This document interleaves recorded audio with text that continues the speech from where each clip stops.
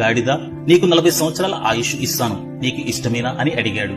గాడిద విచారంగా, స్వామి, నేనెప్పుడు బరువులు మోస్తూ శ్రమతో జీవిస్తాను, నాకు 40 ఏళ్లు అవసరం లేదు, 20 ఏళ్లు చాలు అని చెప్పింది. దానికి బ్రహ్మదేవుడు సమ్మతించాడు. తర్వాత కుక్కని పిలిచి, కుక్క, నీకు 40 సంవత్సరాల ఆయుష్ ఇస్తాను, నీకు సమ్మతమేనా అని అడిగాడు. కుక్క వణికిపోతూ, స్వామి, నేనెప్పుడూ ఇంటికి కాపలా కాస్తూ నా యజమాని కోసం జీవించాలి, 40 ఏళ్లు చాలా ఎక్కువ, నాకు 20 సంవత్సరాలు చాలు అని అంది.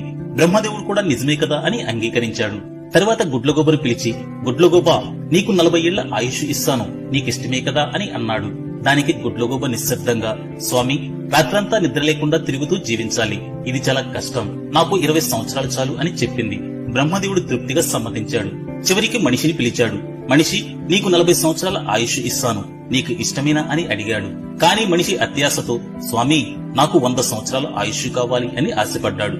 బ్రహ్మదేవుడు చిరునవ్వుతో, సరే, గాడిదకు, కుక్కకు, గుడ్లగోబకు మిగిలిన ఆ 60 సంవత్సరాలు నీకే ఇస్తాను, అంటే మొత్తంగా 100 సంవత్సరాలు జీవించు అని అన్నాడు. అలా మనిషి జీవితం 3 భాగాలుగా మారింది. మొదటి 40 సంవత్సరాలు ఆనందంతో యవ్వనంతో జీవిస్తాడు. తర్వాత 20 సంవత్సరాలు గాడిదలా బరువులు మోస్తూ కుటుంబ బాధ్యతలను నిర్వర్తిస్తాడు. తర్వాత 20 సంవత్సరాలు కుక్కలా ఇంటిని కాపాడుతూ పిల్లల కోసం సేవ చేస్తాడు.